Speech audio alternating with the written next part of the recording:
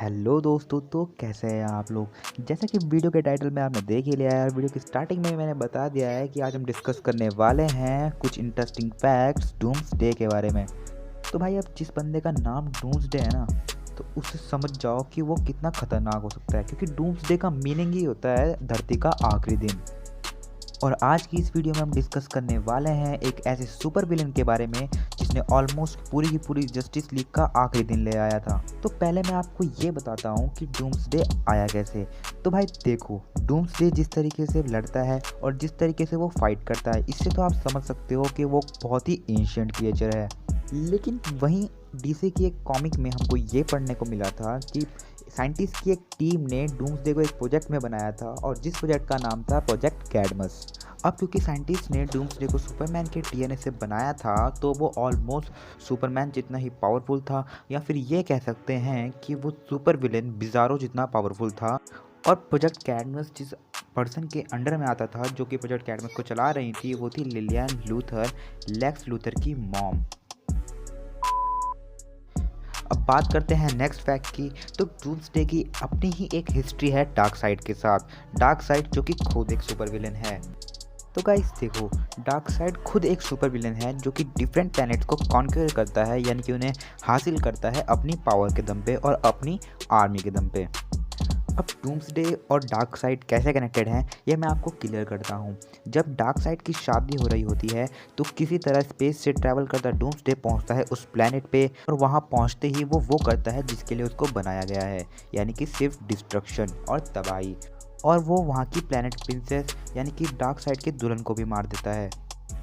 अब इसी वजह से आगे जाके फाइट होती है डार्कसाइड और डूम्सडे की, और इस फाइट का रिजल्ट ये निकलता है कि डार्कसाइड हार जाता है और जीतता है डूम्सडे।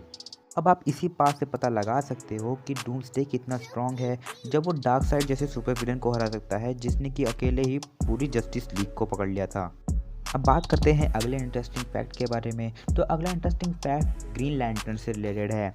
डूम्सडे अपनी एक हिस्ट्री लेके चलता है ग्रीन लैंटर्न्स के साथ। हिस्ट्री कुछ ऐसे है कि जब डूम्सडे ट्रैवल करता हुआ पहुंचता है ग्रीन लैंटर्न्स के प्लेनेट पर, तो वहां पर उसका फाइट होता है ज़ारम पेल से, और वहां पे वो उसकी रिंग ले लेता है। अब जो सुपर विलेन पहले से ही इतना पावरफुल है, तो पावर रिंग मिलने के बाद तो भाई वो बवाल मचा देगा। और उसने करा भी कुछ ऐसा ही। पावर रिंग की हेल्प से उसने पूरे ग्रीन लैंटर्न्स को मार दिया। अब जब डूम्सडे के बारे में बात हो रही है, तो उससे फाइट लेने वाली सुपर हीरो टीम यानी जस्टिस लीग को भाई हम कैसे भूल सकते हैं।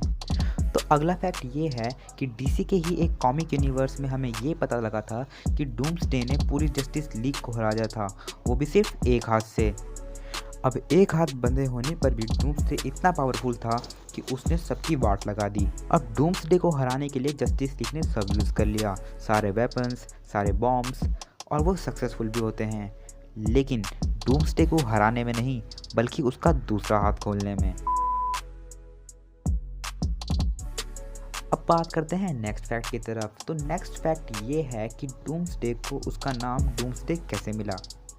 वैसे तो आप लोग सोच रहे होंगे कि डूम्सडे को उसका नाम प्रोजेक्ट कैडमस के मेंबर्स नहीं मिला है, पर डीसी के ही एक कॉमिक यूनिवर्स में हमको ये पता चलता है कि उसको उसका नाम मिलता है बूस्टर गोल्ड की तरफ से, जो कि अर्थ पर टाइम ट्रैवल करके आया होता है। अब आप में से जितने भी डीसी और मार्वल के फ़ैन हैं, उनको ये तो पसंद ही आएगा कि जस्टिस लीग और अवेंजर्स का क्रॉसओवर हो, और ऐसा हुआ भी है।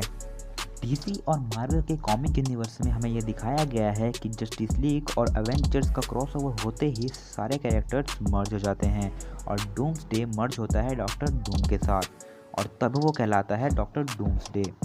डॉक्टर डूम्सडे ही उस कॉमिक का मेन विलन होता है, और उसे हराने के लिए ही जस्टिस लीग और एवेंजर्स साथ मिलकर फाइट करते हैं। आज की हमारी इस वीडियो में बस इतना ही। तब तक के लिए stay safe, stay healthy. Hey there. Subscribe to my channel and also press this bell icon.